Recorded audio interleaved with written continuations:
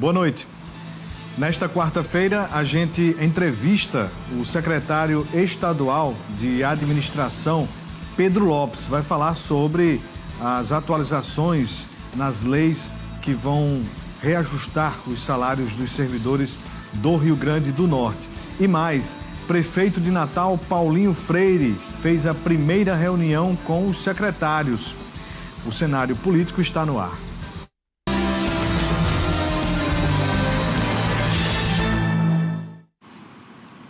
Boa noite para você, minha amiga telespectadora. Boa noite para você, meu amigo telespectador. Estamos começando mais uma edição aqui do Cenário Político TCM, ao vivo para todo o Rio Grande do Norte. Agradecendo a audiência de você que nos acompanha aqui em Mossoró, você em Açu, Pau dos Ferros, Apodi, Caraúbas, Governador de Cerrosado, Campo Grande, nas várias cidades que possuem os serviços da TCM. Você participa, interage conosco através do Instagram, @Cenário Político TCM, e também do WhatsApp 98802-8941. Nosso assunto hoje é Estado do Rio Grande do Norte, servidores públicos. Houve a aprovação e, claro, sanção de leis relacionadas aos servidores públicos do Estado do Rio Grande do Norte sobre reajustes salariais. Como é que esses reajustes devem acontecer a partir já de 2025 e pelos próximos anos? É isto que o secretário Pedro Lopes vai conversar conosco. Daqui a pouquinho o secretário ficará conectado conosco através de Skype. Você de casa tem alguma dúvida sobre este assunto? Mande a sua mensagem, a sua participação através dos nossos contatos. Aguardo aqui a sua interação. Bem, antes de a gente iniciar aqui a nossa entrevista com o secretário estadual Pedro Lopes, da administração, o prefeito de Natal, Paulinho Freire, se reuniu nesta quarta-feira com os secretários municipais para traçar as diretrizes do novo governo. Acompanhe. O prefeito de Natal, Paulinho Freire, reuniu os secretários para traçar as diretrizes iniciais da gestão. Segundo ele, os secretários vão mapear as secretarias e mostrar a situação de cada uma delas. Essa é a primeira reunião com o secretariado. Nós estamos trazendo para eles as diretrizes daquilo que nós mostramos na nossa campanha através do nosso plano de governo, que é, primeiro, a transparência, o atendimento à população, que os serviços possam chegar nas pessoas que mais necessitam e, acima de tudo, hoje, nos 120 primeiros dias, que cada um mostre a situação da sua secretaria, que a gente possa reduzir os contratos, que cada secretaria possa fazer uma economia no mínimo de 20%, para que a prefeitura possa fazer caixa e ter poder de investimento. Ainda, segundo o chefe do Executivo Municipal, um dos objetivos será reduzir em até 20% os gastos, para aumentar os recursos e conseguir um reequilíbrio fiscal das contas. Para isso, os contratos com a prefeitura também serão analisados. Nós vamos rever alguns contratos, talvez cancelar alguns, que já estejam obsoletos. Precisamos trazer a tecnologia para dentro da prefeitura, até para que a gente possa ser mais célere no andamento dos processos. A gente pretende, dentro de 6, 7 meses, acabar com o papel dentro da prefeitura, que a gente possa fazer tudo através da tecnologia e inovar. O secretário de Planejamento, Wagner Araújo, ressaltou que nesses primeiros 120 dias de gestão, a ordem é contenção de gastos e alguns cortes já estão sendo realizados. O prefeito, inclusive, já fez um afastamento coletivo e está repondo as equipes aos poucos. Isso já foi uma medida que ele tomou nas primeiras horas da sua gestão, porque são as únicas opções que se tem, no caso, para reduzir despesa com o pessoal, é diminuir cargos comissionados e algumas outras gratificações, enfim. Não é uma medida fácil, porque a gestão precisa de ter equipes operacionais, as secretarias todas dependem dessa força de trabalho, algumas pessoas são indispensáveis até, são pessoas que trabalham com coisas que não podem parar, tem que trocar o pneu com o carro em movimento movimento, mas é isso, é um esforço de redução de despesa, redução de gastos. Ainda de acordo com o secretário de Planejamento, Wagner Araújo, uma das prioridades desses 120 dias é diminuir os gastos em até 5 milhões de reais por mês. O esforço é que se chega aí a 4, 5, 6 milhões de reais de redução, né? Pode ser que chegue a mais ou a menos, mensal. Tem um esforço também de revisão de contratos, né? Nós temos uma quantidade muito grande de contratos administrativos no município e é o momento de vez em quando se dar uma olhada se esses contratos realmente são todos eles necessários, se os valores poderão ser repactuados, se alguns contratos podem ter uma suspensão temporária ou se até podem ser cancelados. Tá aí, então hoje, né, já aconteceu este primeiro encontro entre o prefeito, os seus auxiliares. Os secretários já estão por dentro aí das novas diretrizes do que deve acontecer nestes primeiros 120 dias, como a gente viu aí na fala do secretário Wagner Araújo. Então, a contagem não é pelos primeiros 100 dias, mas sim dos 120 dias. Então, nestes primeiros 4 meses, a gente vai ter ali uma expectativa sobre o que de fato vai vir de impacto com relação à Prefeitura de Natal. Vamos acompanhar de perto, né, sobre esta nova estruturação da Prefeitura, sobre aí estes novos encaminhamentos. Aqui de Mossoró, a gente está sabendo que vai haver uma reforma administrativa, ou seja, vai haver a substituição do secretariado do prefeito Alisson. Não na totalidade, mas parte dos secretários serão substituídos. A gente sabe que isso vai acontecer. Agora, quem e quando este anúncio será feito, a gente não tem essa informação ainda. O que a gente sabe dos bastidores é que alguns secretários estão sendo chamados para reuniões e que já estão sendo apontados ali quem serão os próximos comandantes de pastas importantes aqui de Mossoró. Diferente do que aconteceu hoje em Natal, né, deste primeiro encontro, destas diretrizes, o prefeito Alisson Bezerra está no seu segundo mandato, né? Foi reeleito para um segundo mandato. Deve haver novamente reuniões neste sentido, né? Das diretrizes aí para o segundo mandato, mas isto não aconteceu. Tem esse aspecto diferente, né? No primeiro mandato teve toda aquela reunião, aqueles encontros e tal. Agora, não. É uma outra situação. A gente precisa analisar ainda, saber do próprio prefeito o que ele tem pensado aí para estes próximos 4 anos. A gente não tem a informação de quem vai sair, de quem vai ficar, mas assim que a gente tiver aí estas confirmações, a gente vai trazer para você que acompanha aqui o nosso jornalismo. Mas eu lembro a você que está nos assistindo que amanhã, quinta-feira, inicia mais uma temporada do programa Conversa de Alpendre. A gente entrevistou 3 prefeitos, um senador, e a gente vai trazer estas entrevistas, né, muito interessantes, porque a gente vai falar um pouco sobre cada cidade, né, e a gente vai falar também sobre os planos políticos destes gestores. A gente entrevistou primeiro, e vai ser o episódio de amanhã, o prefeito Sabino Neto, de Apodi. A gente, na próxima quinta-feira, reproduz aqui o Conversa de Alpendre com o Dr. Lula, prefeito de Açu. O terceiro episódio é com a prefeita de Grossos, Cíntia Sonali.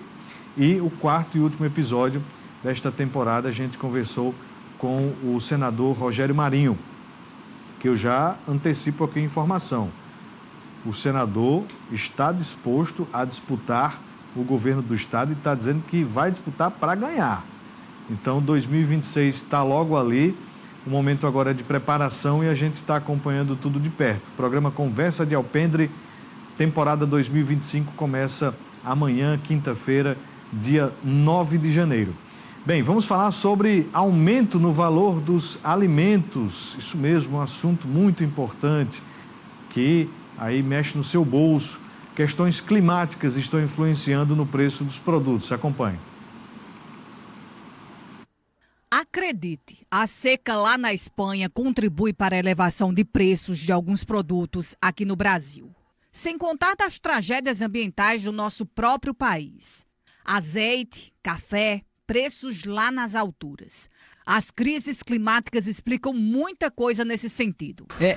Isso se deve a vários fatores. Às vezes alguns fatores que são internos e fatores externos também, né?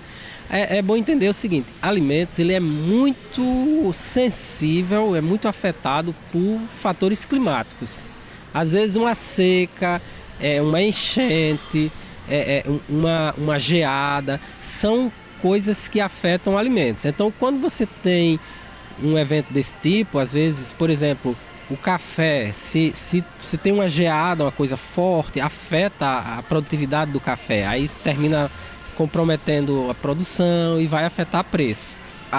Azeite, né, é uma coisa complicada, porque a gente tem, por exemplo, uma seca na Europa, na Espanha, que termina afetando a produtividade do azeite, afeta a produção e isso reflete no preço, na oferta e no preço do azeite. Então, no final das contas, a gente, assim, é uma coisa aparentemente muito distante, mas termina afetando os preços dos nossos produtos. Dona Cícera reconhece essa alta nos preços e tenta equilibrar isso na base da pesquisa. Você observa que os alimentos eles tiveram alta nos últimos meses? Tiveram e ainda estão também, né? Abaixa uma coisa e aumenta a outra, né? Como se equilibrar nessa dança aí das cadeiras? Você faz o quê? A gente tem que fazer, ganhar um salário, tem que fazer o que pode, né? A coisa está mesmo difícil, Dona Cícera. E sabe uma outra questão que todo início de ano entra em pauta? É quando acontece o reajuste do salário mínimo e as pessoas acreditam que esse fato consegue fazer disparar o preço dos alimentos nas prateleiras. Será mesmo? E se a gente pudesse pensar em um salário mínimo necessário para o estilo de vida do brasileiro? Tem quem pense em questões como essa. E olha, o valor de R$ 1.518 praticado hoje em relação ao mínimo anda longe de alcançar essa meta necessária. Existe uma definição de salário mínimo necessário. Esse salário mínimo necessário ele deve cobrir as despesas de uma família de 3 pessoas. Esse salário mínimo ele contemplaria itens como alimentação, vestuário, educação, saúde. E esse salário mínimo hoje ele vai ficar na faixa de R$ 7.000. Esse salário mínimo ele é calculado pelo DIEESE, né? E ele realmente tem uma distância grande entre esse salário que seria o necessário e o salário realmente existente. Qual seria o valor do salário mínimo suficiente para você que está assistindo aqui a gente? Seria, de fato, esses 1.500 e pouco? No meu entendimento, seria aí no mínimo uns R$10.000 o salário mínimo. É ou não é? Você com 1.500 você faz o que hoje em dia? Nem a feira você compra direito. Mas a grande massa da população, além de pagar a feira, tem que pagar aluguel, água, luz, roupa, perfume. A subsistência com o salário mínimo é quase impossível. Por isso que cada vez mais as pessoas estão buscando alternativas para além do trabalho. Trabalha no exercício da sua função, da carteira assinada, mas tem sempre um bico. Tem sempre uma venda, tem sempre um extra. Vai ser vendedor ambulante numa festa, vai vender bijuteria, vai vender bebida, enfim. Não dá, é algo que não dá. Ainda mais quando o poder de compra do salário mínimo, ele não atinge o que se precisa comumente, né? Normalmente. A economia do Brasil, ela, por vezes, deixa ali, de fato, o trabalhador brasileiro enclausurado ali nas suas necessidades, nas suas demandas de sobrevivência. A partir de março, começo do ano, o aeroporto de Mossoró ficará sem voos. Isso mesmo, sem voos. A companhia Azul anunciou nesta quarta-feira a suspensão das linhas. Acompanhe. Júnior é de Maceió e vem para Mossoró há 40 anos visitar a cunhada. As últimas viagens foram mais fáceis, já que a família veio de avião para o RN. Desde que a Azul passou a operar aqui, que eu sempre venho, sou de Maceió e sempre venho de Maceió para aqui de avião. Mais rápido, viagem segura e estou aqui mais uma vez, mas esse ano estou aqui em Mossoró. No próximo ano, a família vai ter que buscar outras opções para chegar em Mossoró. Isso porque, a partir do dia 10 de março, o aeroporto de Sete Rosado vai ficar sem voos. A Azul Linhas Aéreas anunciou nesta quarta-feira a suspensão de suas atividades em Mossoró. Atualmente, a companhia estava atuando em 4 voos semanais. De acordo com a Azul, a suspensão acontece devido a uma série de fatores, que vai desde o aumento dos custos operacionais da aviação, a alta no dólar, até questões de disponibilidade de frota e ajustes de oferta e demanda. Ainda em nota, a empresa informou que os clientes impactados pela mudança receberão a assistência necessária e que, apesar da suspensão, segue operando no estado no aeroporto de Natal. A paralisação da Azul acontece após uma sequência de reduções no aeroporto de Mossoró nos últimos meses. Em agosto, a Voipé suspendeu a sua operação, que tinha 8 voos semanais. No mesmo mês, a Azul anunciou que reduziria as operações de 7 para 4 voos semanais a partir de outubro de 2024. A suspensão das linhas preocupa passageiros, que torcem para que o aeroporto não fique inativo. Vamos trabalhar para ver se a gente reverte isso, né? Porque vai prejudicar não só os turistas que visitam Mossoró, como o pessoal daqui de Mossoró que precisa de viajar para o sul do país, para outros países, precisa viajar e Mossoró não pode ficar sem esse serviço, né? Se a Azul não puder mais operar, vamos ver se outra empresa substitui, né? Tomara que isso aconteça. Pois é, eu já recebi inclusive aqui uma mensagem da assessoria do vereador, o Tiago, né? O Tiago Marques, que manifestou preocupação sobre este anúncio da suspensão dos voos da Azul Linhas Aéreas. E aí, o vereador Tiago, ele disse que fez contato com a diretoria local da Azul e da Infraero para entender a decisão e buscar alternativas que assegurem a continuidade das operações no aeroporto de Sete Rosado. Além disso, o vereador contactou o vice-presidente nacional da Azul, Fábio Campos, para reforçar a importância do aeroporto para a economia e desenvolvimento regional. O aeroporto de Mossoró desempenha um papel estratégico no turismo, na atração de investimentos e no fortalecimento da indústria, de setores como indústria, agricultura, comércio e serviços.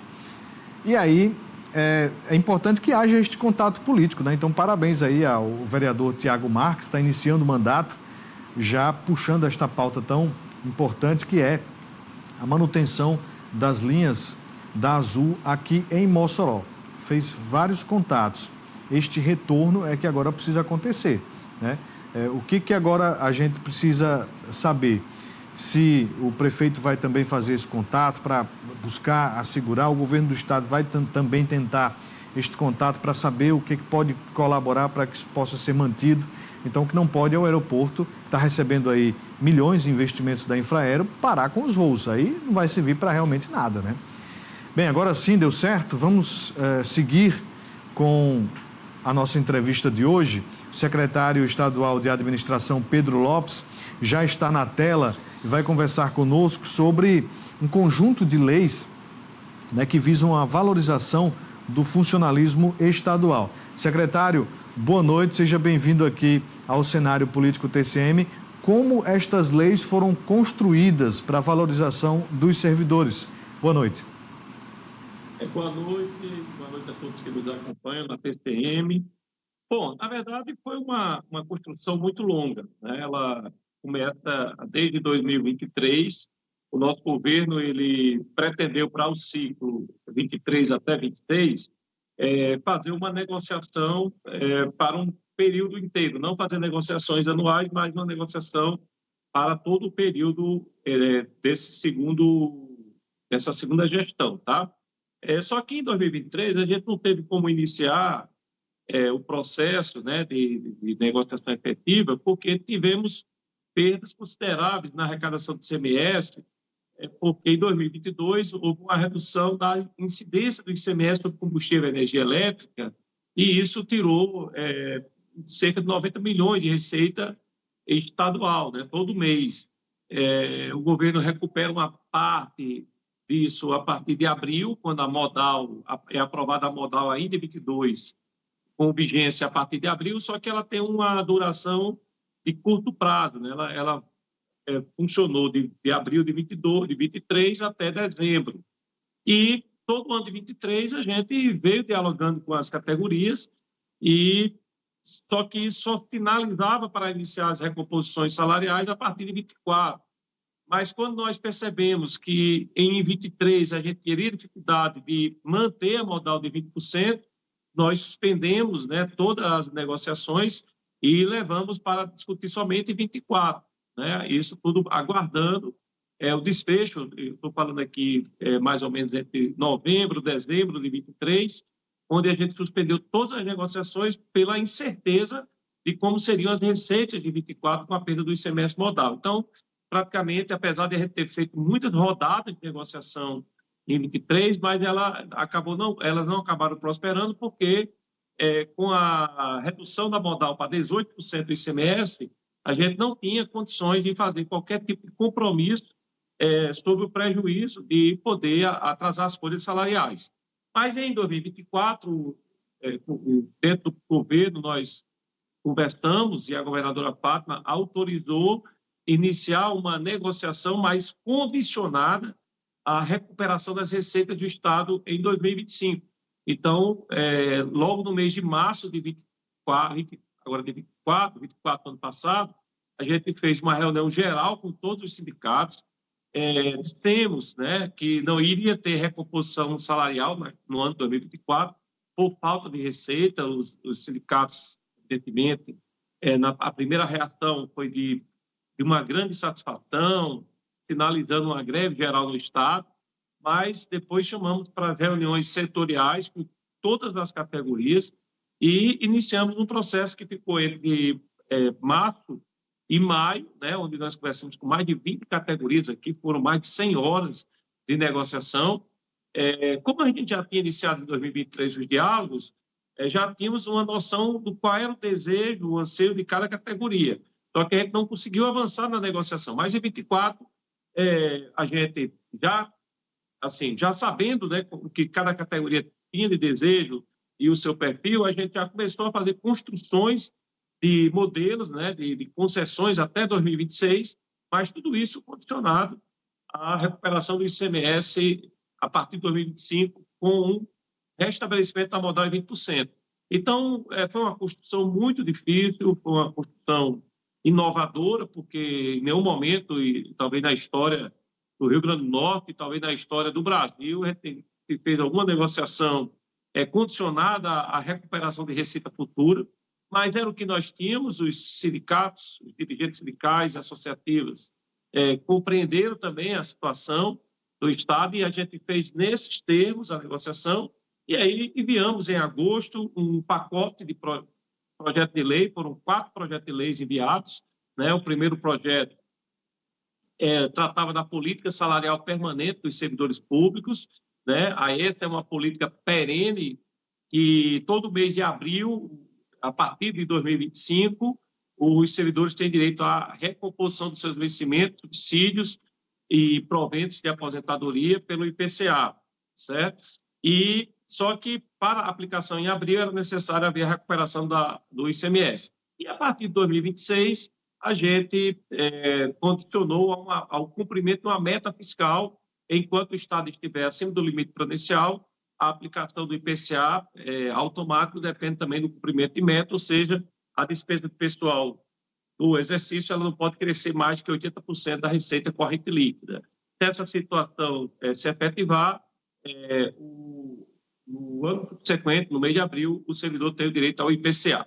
Então, essa lei foi geral, aplicada a todos. Depois, fizemos uma lei específica para a segurança pública, uma lei específica para os demais órgãos da administração direta e indireta, aí saúde pública, EMATER, DETRAN, Gabinete Civil, Controladoria, Fazenda, IDEMA, ER, JUSERN, IPERN, aí entrou todos os demais órgãos, e uma quarta lei relacionada aos servidores da UERN, né, os professores e também os técnicos da UERN. Essa negociação, inclusive, teve a participação direta da nossa reitora, magnífica reitora Cecília, né, que participou também do processo, e dentro dessa negociação da UERN também foi colocado que os parâmetros, né, apesar da autonomia financeira da UERN, autonomia financeira e administrativa, mas na questão que se refere à lei de responsabilidade fiscal, os gastos com o pessoal da UERN, eles são incluídos na conta do governo, do Poder Executivo, né, estadual. Então, a UERN também não podia estar descolada dos parâmetros do Poder Executivo. Então, fizemos a reunião com o sindicato dos docentes, o sindicato dos técnicos e também a reitora, definimos aí os parâmetros que foram aplicados para todos os servidores e conseguimos também uma equação. Então, foram enviados 4 projetos de leis, esse projeto, todos condicionados à recuperação do ICMS, e isso foi no mês de agosto. Quando chegamos em novembro para dezembro, começamos as votações. Primeiramente aprovou da Segurança Pública, depois aprovou da UERN, e finalmente nós tivemos a aprovação na última semana de funcionamento da Assembleia, tanto do ICMS, né, da modal do ICMS de 20%, que era a condição básica, né, para poder cumprir todas as legislações, como também a política salarial e a recomposição de perdas salariais dos demais servidores. Então, foi toda essa construção longa, inovadora, mas que deu certo, e agora a gente começa a fazer as suas aplicações em 2025, que vai de janeiro de 2025 até abril de 2026. Secretário, portanto, agora neste ano de 2025 já haverá o cumprimento, né, desta política, né, de valorização do servidor estadual? Isso, exato. A gente, como eu disse, a primeira legislação é uma legislação perene. São 2 blocos de legislação, né? É um bloco específico que trata de perdas salariais e adequações de direitos. Isso vai estar na lei da UERN, vai estar na lei da Segurança Pública e na lei dos servidores da administração direta e indireta. E a lei de política salarial permanente, tá? Então, a gente pode dividir em 2 blocos. Então, nas legislações do bloco de perdas salariais e de adequações de direitos, começamos a partir de janeiro a aplicação para a Segurança Pública e para a Saúde, a partir agora do mês de janeiro. Quando chegar em abril, a gente tem a aplicação para todos os servidores do IPCA, certo? Do IPCA. O da UERN, ele tem um tratamento um pouco, estou fazendo aqui um parênteses, tem um tratamento um pouco diferente por causa da autonomia financeira e orçamentária da UERN. Então, a UERN foi definindo os parâmetros, ele não entra na política geral do Estado, ele foi junto do combo, mas ficou condicionado apenas à recuperação do ICMS. E tem uma política, a UERN, no caso, ela tem aplicação em 2 momentos, seria em janeiro de 25 e janeiro de 26, em 2 parcelas. Os demais servidores, em janeiro, retomando, a gente aplica Segurança Pública e Saúde. A partir de abril, a gente aplica o IPCA para todos os servidores. E em janeiro de 26, a Saúde e a Segurança têm outra parcela das perdas salariais dentro da negociação. E aí também temos perdas salariais para os demais servidores em janeiro de 26. E abril de 26, a gente tem a aplicação novamente do IPCA para todos os servidores. Só que essa aplicação em abril de 26, ela é condicionada ao cumprimento de meta fiscal, ou seja, é necessário que ou o governo cumpra a meta do Programa de Equilíbrio Fiscal, ou então a despesa de pessoal do exercício de 25 cresça não mais que 80% do crescimento da receita corrente líquida do período, e todas as nossas estimativas com a recuperação do ICMS em 20% é que a gente também vai cumprir essa meta e vamos ter, sim, a aplicação em abril de 26 do IPCA para todos os servidores.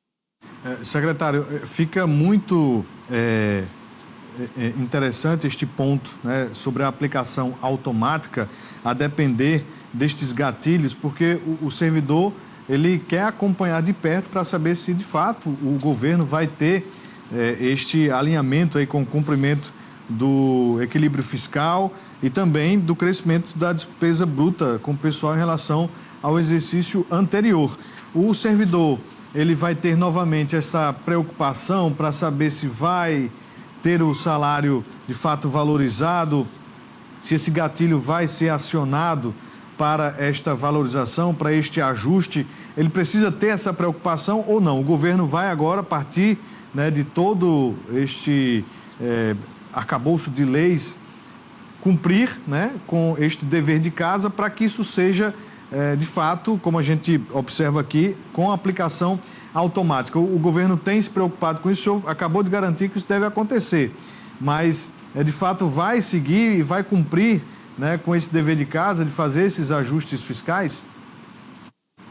A primeira condição para o cumprimento, né, das legislações era exatamente a recuperação do ICMS. Quando o ICMS passou para a modal de 20%, e somente assim a gente teria condições de aplicar sem prejuízo do calendário de pagamento todas as demais legislações, a gente garantiu, que todos os servidores garantiram a aplicação do IPCA de 25% para todos, já está garantido, e as legislações de perdas salariais, que elas estão distribuídas em 2 momentos, em janeiro de 25% para a segurança pública e para a saúde pública, janeiro de 25% e janeiro de 26%. Os demais servidores, ela é aplicação automática em janeiro de 26%, certo? Então, assim, se a gente pudesse resumir, são 4 momentos de aplicação: janeiro de 25%, abril de 25%, janeiro de 26%, abril de 26%.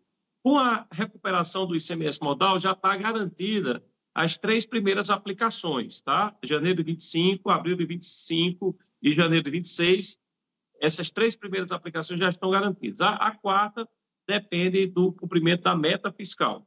Nossas estimativas, com a recuperação do ICMS modal, é que o governo vai sim cumprir a meta. A gente deve ter uma despesa com o pessoal variando em torno de 70% do crescimento da receita corrente líquida. A meta é 80%, então a nossa expectativa é que sim vai ser cumprida, e com isso, todos em abril de 26, todos vão ter o IPCA, tá? Agora, essa definição de meta, ela foi importante e foi necessária porque o nosso Estado está com um índice de comprometimento de pessoal acima do limite legal exigido pela Lei de Responsabilidade. E nós temos a obrigação de reduzir o indicador até 2032 para abaixo de 49%. Hoje nós estamos em torno de 58%, certo? Então, assim, não tinha como fazer uma aplicação automática e independente de qualquer condição sem observar o crescimento da receita corrente líquida, porque senão não tinha como a gente atingir a meta até 2032. Então, a nossa expectativa é que o servidor que passou, aí vou dar aqui um exemplo de um bloco de categorias de servidores da administração direta e indireta que ficaram mais de 10 anos com salários congelados. Com essa política salarial, não vou dizer que todo ano eles vão ter direito ao IPCA. É possível que, eventualmente, um ano ou outro, não se consiga a aplicação automática do direito, tá? Mas as nossas estimativas é que, pelo menos, a cada ciclo de governo, pelo menos 3 aplicações serão possíveis automaticamente do IPCA, sem prejuízo também das negociações. Essas aplicações, como são automáticas, né, também não impede que as categorias eventualmente venham fazer algum tipo de diálogo, né, com o governo do momento, né, porque o nosso governo fecha o ciclo em 26, teremos outros governos a partir de 27. Mas, assim, as nossas expectativas é que é muito possível que todo ano o servidor tenha o IPCA. Pode ser que, num ciclo de 4 anos, pelo menos um ano não se aplique, mas os servidores terão pelo menos 3 anos de aplicação automática. E aí, se você comparar com o período pretérito, que passaram 10 anos sem nada, então seria uma aplicação automática pelo menos 3 a cada 4 anos, né? Então, o poder de compra dos trabalhadores fica mantido, ou pelo menos não se perde tanto como se perdeu nos últimos 10 anos, e que a perda foi tão grande, e que isso foi um ponto, inclusive, das nossas negociações, dos sindicatos, né, e associações vieram pedindo a recuperação de perdas, e com toda franqueza a gente colocava dizendo que era impossível 10 anos de perda ser recuperado. Então, o que a gente pode fazer a partir de agora é que ameniza as perdas, a gente amenizou é o segundo ciclo de recomposição que o governo Fátima presta para o servidor. O primeiro ciclo foi uma concessão geral de 15% em 2022. Agora, nesse segundo ciclo, a gente tem uma perspectiva de concessão geral de 14%, então dá em torno de 29%. Tem muitas perdas acumuladas antes? Tem, mas não há como recuperar. Agora, o importante é que essas perdas não continuem para frente, né? E a política salarial, ela vem nesse sentido.